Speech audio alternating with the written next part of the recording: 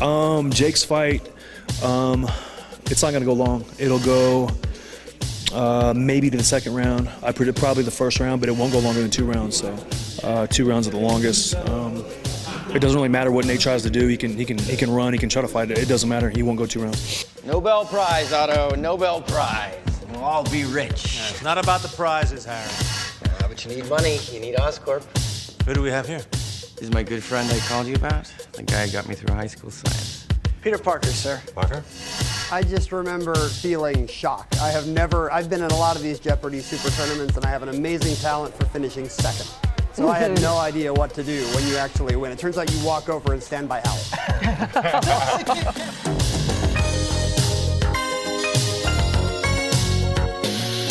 I'm Romero. And I'm Chris. And we're the non-experts. We're not therapists. Or lawyers. Or firefighters. We don't have any licenses or degrees. So join us as we talk about news and pop culture and say whatever we want. Because we're the non-experts.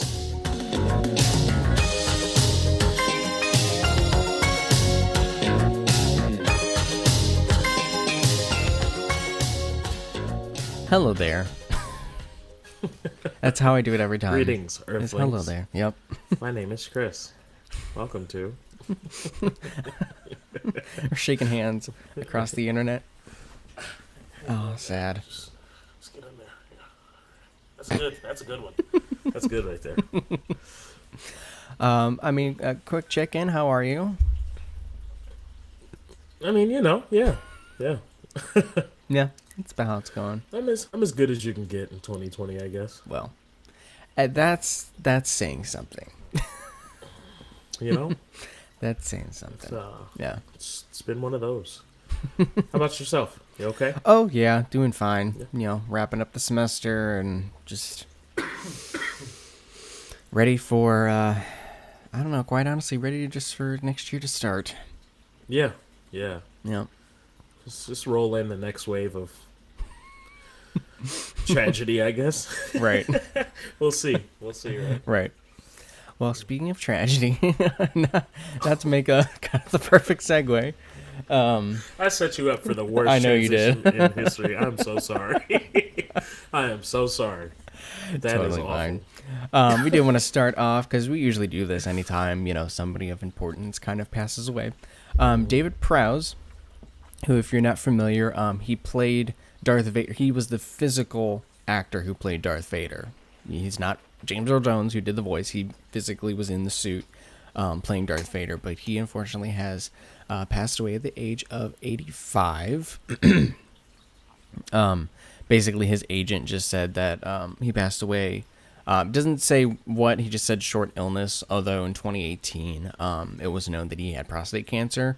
So it's unknown if that's related to his death, but just something worthy of note. But what's really kind of awesome is that a lot of the Star Wars alum cast members have gone on Twitter and posted something. Like Mark Hamill posted something, and Anthony Daniels, who played C-3PO, actually posted something as well. Yeah. Which it's funny because he said, "I don't think 3PO ever faced Vader's mighty presence on set other than as a bag of bits on Chewie's shoulders." But just mentioning that right. He was an iconic figure, and will always be remembered. And obviously, if you're a fan of Star Wars, it's something to remember. Mm-hmm. For sure. Also, I guess in the same light, today as we're recording, the 29th of November, would have been Chadwick Boseman's 44th birthday, I believe. Mm-hmm. Who also died as well. Like you said, we don't know if for sure it was his prostate cancer that was the killer. But Chadwick, that's what he passed from, I believe, was prostate cancer. So just a special little tie-in and a shout-out to two pretty influential characters in the world of fiction. I mean, obviously he was just the body of Darth Vader, but still, that, looming presence was right. God, that is so cool. Special shouts-out to those gentlemen.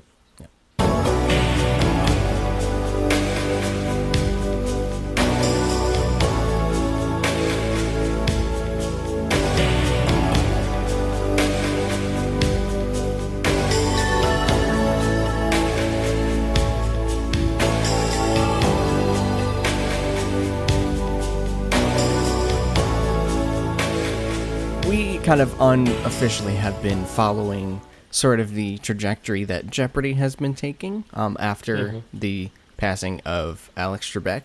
And we talked about, I think this was about 2 weeks ago or 1 week ago, I can't remember. We talked about how LeVar Burton was a potential replacement as host for Jeopardy. They still have not made an official full-time host announcement, but they are starting to do sort of like interim hosts. I don't know if it's going to be like a weekly thing or like, they kind of go flip back and forth, but they're going to kind of have a couple people come in not really as an audition, but I guess really as more as like a test to see how well, they perform and, the ratings and all that jazz. So they're going to start off with, we kind of talked about it before, Ken Jennings will be the first interim host, which, if you know who Ken Jennings is, he's the all-time champion of Jeopardy. He lasted the longest. I think it was 74 games in a row it's obnoxious. Yeah. But he has claimed the greatest of all time title in the Jeopardy, I guess, world. But yeah, he's going to be the first one to kind of test the waters as far as a replacement host. And that should be starting in January is when I think they're going to start. Actually, I don't know if that's when it's airing or if that's when they're starting taping. I can't remember. But soon they'll be starting to do that. So it'll be interesting to see, how different, I guess, the show will be because, it's not Alex Trebek. It'll be, Ken Jennings, which from what I remember, he's pretty charismatic and having been, 74 games, I'm sure he's learned, how to present himself. Right. This one is pretty much a pro. He's done all the on-job shadowing. And he's been on the other side often enough to kind of see how the host side works and how to be effective with it. So I think even if they don't end up picking him as their guy, it definitely should still work out. And I think he'll probably make it pretty fun. Like I said, he's been on the other side of it, so he knows kind of how to make it work, how to make it enjoyable. So it should be fun. It should be interesting, for sure. Yeah. Still pulling for my guy, LeVar. LeVar Burton, yeah. Yeah. Now that I know who he is, of course. No.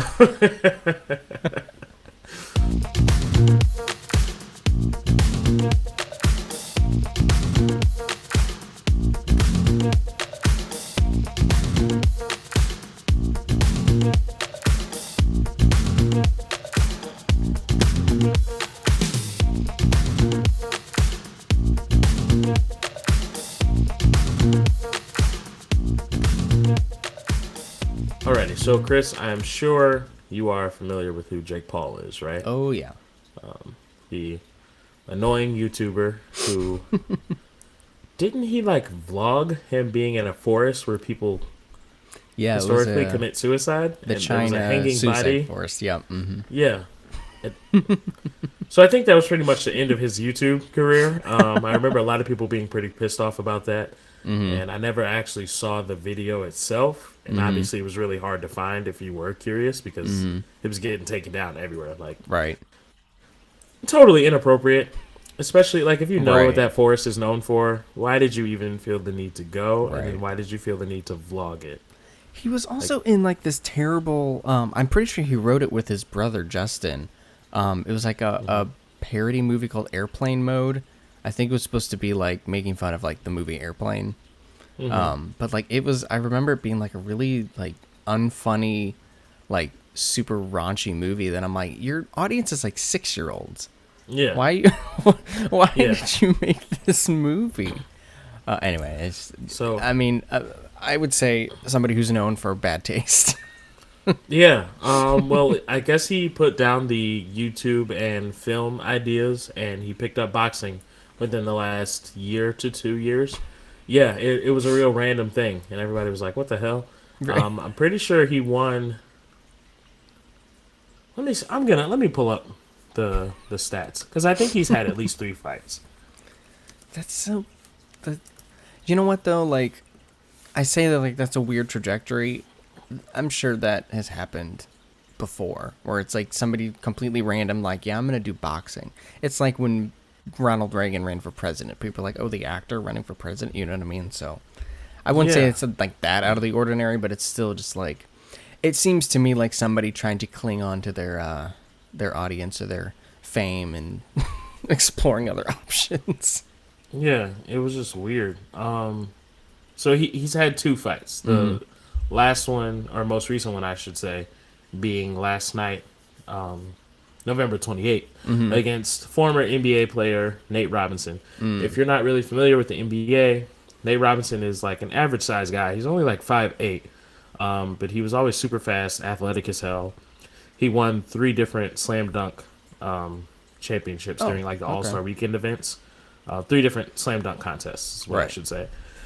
And he also he was a pretty good football player before he chose the NBA as his thing.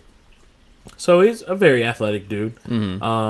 They boxed last night. Now it was a real weird, like, how did this even happen? You know what I'm saying? Like, where did this? First of all, I still can't get past Jake Paul being a boxer now. Yeah. Like, it's just a real random thing. But then to like end up boxing a former NBA player, like, how do you fit into this? Where is this coming from?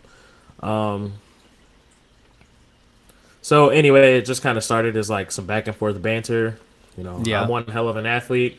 I played in the NBA. I'm just athletic in general. I'd love to step in there with you. It didn't work out in Nate's favor at all. Nate Robinson got knocked out in the second round. Yeah, he got one. It was bad, and the it was a bad swing, and Jake Paul caught him, and then he fell and just on his face for a couple minutes, and he got up. I'm like, okay, yeah, let's get back in there. Yeah. Boom, another one. I was like, oh my god. First of all, the whole internet, especially Black Twitter. We've talked about Black Twitter before. Black Twitter really wanted Nate Robinson to win just because Black Twitter all knows who he is for the most part. And it would just also be kind of funny to watch Jake Paul get knocked out. Right, yeah. It didn't quite happen that way, unfortunately. Yeah. So now it's going to be real rough for Nate this week in between ESPN and all the other sports shows and the internet and the memes. And, I mean, you hate to see it. Yeah. Who wants to admit to getting knocked out by Jake Paul? Right, And then yeah. having to follow you. Right. It's- They're like, Jake Paul, that internet guy? Like, Yeah. ugh, yeah. Yeah. That's, yeah. I'd be embarrassed. Also 2-0 now. He's 2-0. So round of applause for Jake Paul and his boxing record, I suppose. I mean, I'll this is as close as applause as I'll give him. I don't really care to give him the light of day, to be honest, but, The distance between your 2 hands is about how long that match lasted. Shout out to Nate Robinson for at least trying. Not being a boxer, kudos to you for being willing to set yourself up like that. Right. Also, like I said, Nate Robinson is our height. He's like 5'8", 5'9". Jake Paul is 6'1". He's like 6 feet, 6'1". So there's already a reach advantage there. Like, why did you even... I don't know. Whatever. I just thought it was funny. Also, it just lets you know how weird 2020 is. You've got a YouTube star facing a former NBA player on the undercard of a fight that also had Mike Tyson in the same pay-per-view. Like, it's 2020. We're looking forward to watching YouTube stars and basketball players fight, as well as 2 50-year-old men fight. Right. I just thought this was such a weird, like, this is where we are. It's... This year needs to end already. Basically, that's what I'm getting at.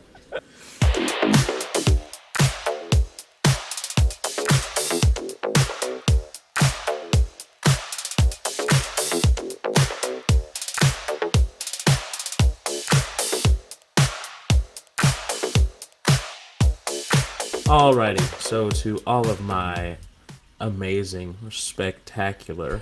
You see what I'm getting at? You see what I'm listeners, we've got another potential Spider-Man tidbit for you. Just a few days ago, I saw a headline on a couple different places that said there's a rumor that actor Alfred Molina could reportedly reprise his role as Dr. Octopus in the next Spider-Man movie. I see the excitement in your face. Now, if you grew up on the original... Tobey Maguire, Sam Raimi Spider-Man films, you know that Spider-Man 2 was definitely the best one. And Alfred Molina was amazing in that movie. Yeah. I mean, First of all, just finally seeing Doc Ock like in a movie. Mm-hmm. I mean, growing up, we didn't really have that many like superhero movies anyway. Yeah. We had like the Bat Nipples with George Clooney. But like these were really well done. So it was like, Right. oh my God, look at this. So the idea of potentially having him back in this is just really exciting. Mm-hmm. They just keep adding more and more stuff to this movie, or at least potentially adding. Right. It's like, oh my God, this has the potential to really be a super, super cool, just super good movie. And I can't wait. I'm excited. Well, and I said this before, but it's just, it really helps build that continuity, and it just bridges that whole gap between like childhood and now, where you're like, it's the same people, and it's, and I hate so much, because I know I talk all the time about how I hated like Star Wars' fan service. Mm-hmm. And this, like, it feels like fan service, but it makes me so excited. It makes me really excited. You're a hypocrite. I know, I'm a huge hypocrite for that, but I think it's exciting too, because something that like people have always said would be really cool to see in a Spider-Man movie is the Sinister Six. Mm-hmm. And just to break that down to layman's terms, it's 6 of Spider-Man's like biggest enemies all teaming up to beat the crap out of him. So the idea of potentially having a Sinister Six comprised of villains from the original Spider-Man trilogy and the Andrew Garfield Spider-Man duo, and now the Tom Holland ones, that could kind of be a really cool thing to see all of them teaming up against the 3 Spider-Men. Right. And then seeing how they like break down or explain how at any point these worlds were able to mash into one for this particular instance. So like I said, obviously the next Doctor Strange movie is about the multiverse. Mm-hmm. So how are we going to explain and work our way into it? It's just, I'm excited. Right. I can't wait. Well, and you're kind of right. Like with the whole like multiverse thing, like to have all the same actors from like, like with the Tobey Maguire, it solidifies sort of like that whole storyline, because, if you think about it, like, okay, so they have like, Tobey Maguire and they have Kirsten Dunst, but then like, say Alfred Molina was not available and they just recast it, it takes you out of it, because it's like, oh, that person's different, and or like if for instance like J. Jonah Jameson, like if they just completely recast him, you're like, what in the world is this, so right. It's that Spider-Man 2, that whole sequence when the whatever it's called, the thing that is attached to him like takes over, like when they're trying to operate on him, is like one of the scariest things I ever remember seeing as a kid. And just the whole like and it's very Sam Raimi. Like, I don't know if you've ever seen The Evil Dead, but like that whole sequence where like the robot octopus arms are like killing all the nurses and doctors and stuff. It's literally like straight out of Evil Dead, like the way it's shot. So I mean, it's just that my tidbit. I just saw the excitement hit your face when I said Molina. You're like, well, because you said Alfred Molina, I'm like, I know that name. What's he from? And then Spider-Man 2, and I'm like, making the connection. Spider-Man. Yeah, so I'm just I'm very excited. Like I said, the more and more news that comes out about this, it just, I mean, they could absolutely drop 0 news about it, and I'd be one of the first people to go see Spider-Man regardless. Like, that's just the type of person I am. When there's a new movie out, I'm going to see it Thursday night, and I want to go enjoy it. But I think this is, it's just building so much excitement. Like, you always pretty much look to the solo superhero movies, but like, a lot of the excitement is for the big team-ups or like the Avengers ones, and you're like, oh man, we've been waiting for this for years. But this just feels like a big bucket of, let's take all the things you've loved over the last 15 years in relation to this character, and just shake it up and throw it at the wall. In a good way, though. Not like, hopefully not a bad way. So I just saw that earlier this week, and I was like, oh my goodness. Yeah. This can be really cool. So I'm definitely excited. And I just imagine if they somehow let us down with this one. I don't even want to put that out there, but like, imagine all the potential, and this just ends up being a bad movie. I'd cry. I would cry too. I would be so upset. So, anyway, that's just my weekly update for Spider-Man this week. I guess I'm the Spider-Man ambassador, so Marvel, feel free to cut me a check, cut this show a check, but keep your eye out. Pizza time. Fix that damn door.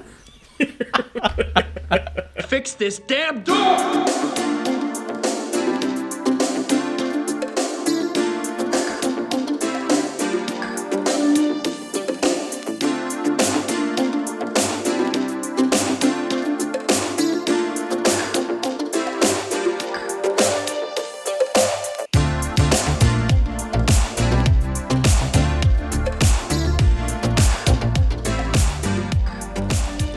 All right, so once again, Bomb of the Week is taking a bit of a break, only because this one needed to be talked about, because it's what everybody's talking about right now.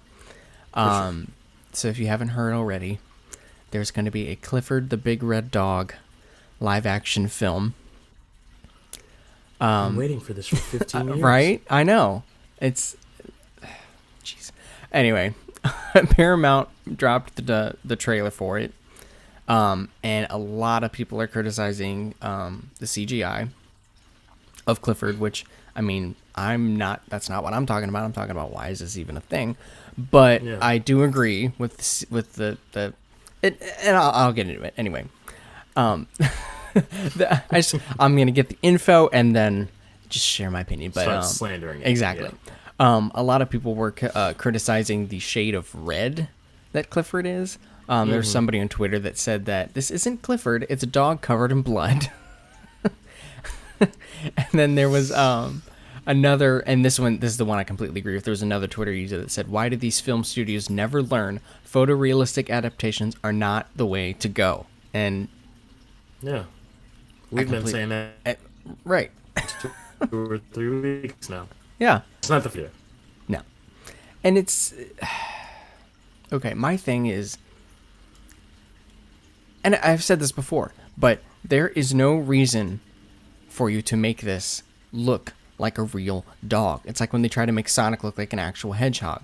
It does not work. And there's a reason why Clifford was a cartoon.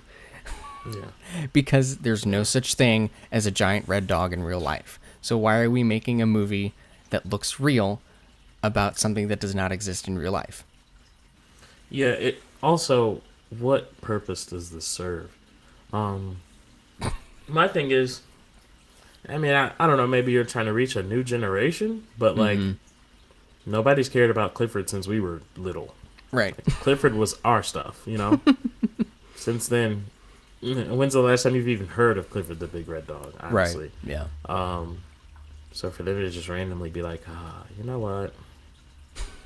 Screw it, let's make a Clifford movie. Like, I think this quarantine has been horrible. Yeah. Because it's given people time to sit with their thoughts.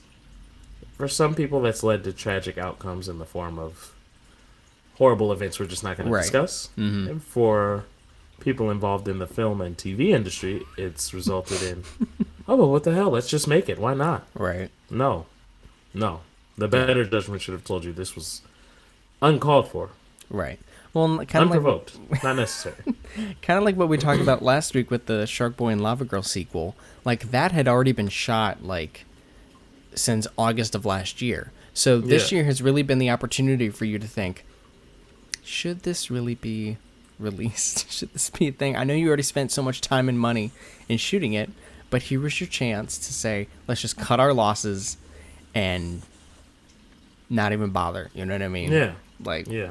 I don't understand. So, well, in case you wanted more info, Clifford is going to be directed by Walt Becker, and it stars Darby Camp as a middle school student, Emily, which I'm pretty sure Emily was like a child in the show, or at least in the books. I don't think she was in middle school. Anyway, middle school student Emily, who meets a magical animal rescuer, who gives her the big red Labrador puppy. Soon the puppy grows into a 10-foot tall dog.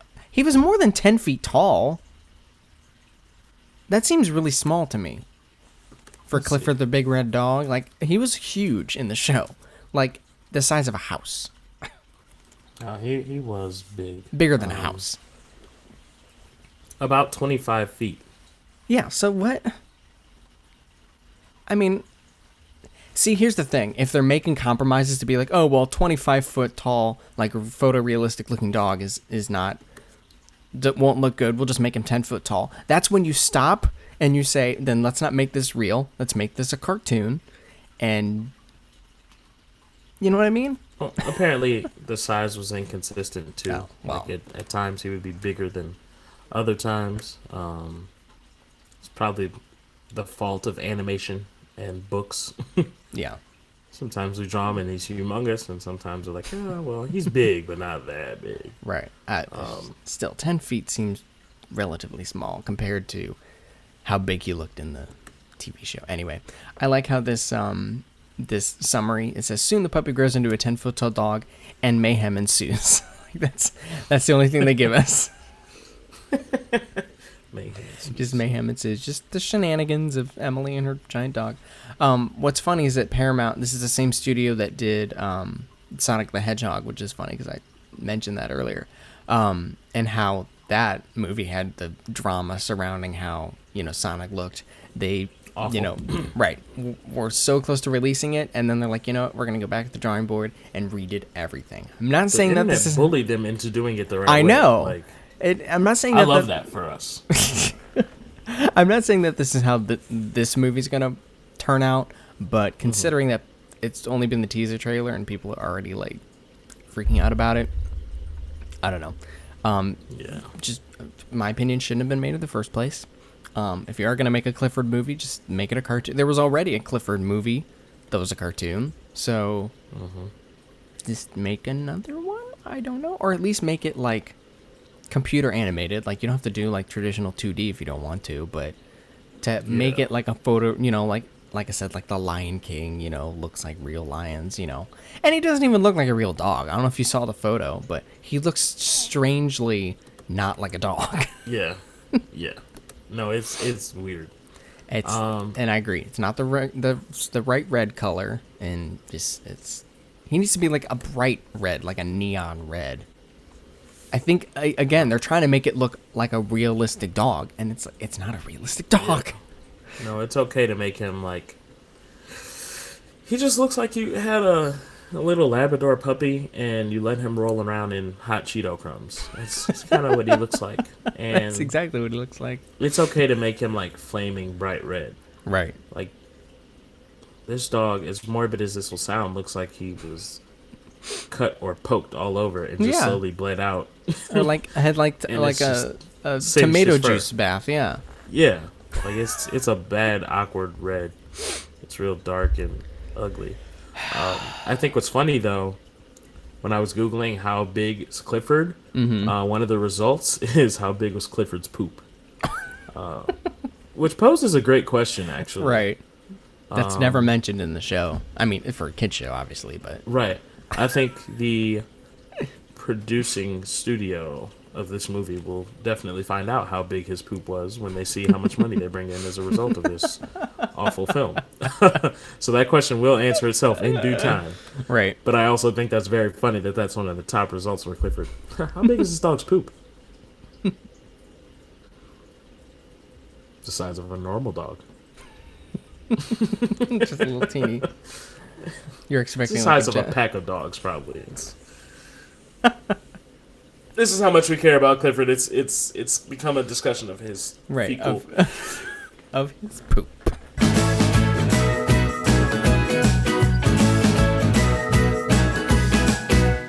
Do you remember the song you used to sing for the Florida segment? You used to have a little ditty.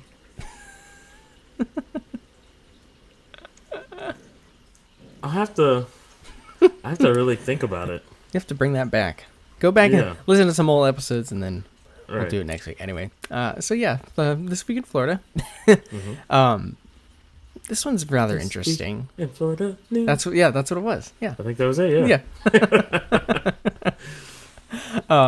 This one, it's very stereotypical Florida, but for me, the icing on the cake is just the quote from the officer, or the sheriff at the end, because it really makes it sound like he's not as smart as anybody else, because you kind of think, oh yeah, the police, are supposed to be, more intelligent than anybody else, right? But this really just seems like they stuck just some Joe Schmo, and we're like, okay, now you're the sheriff. And he's just like, oh, okay. So a headline reads, Florida man accused of... And I like how... anyway. Florida man accused of bringing child with him on multi-day crime spree. They use the word accused wrong because it's not accused. He did do it. If it's... Yeah. It's proven that he brought a child. Anyway. A Lake Wales man is facing several charges in connection with a multi-day crime spree after he told deputies he brought a child along with him at times because he was, quote, trying to toughen him up. The Polk County deputies arrested 36-year-old Ernst McKnight III. He is facing several charges from both the sheriff's office and the police department for a series of crimes over several days, and deputies say that an 8-year-old boy was with him while he allegedly committed some of the crimes. Again, using like allegedly as in As he if it didn't really happen. Right, exactly. Innocent until proven guilty. That's true. Even though we caught you. Even though we have video evidence.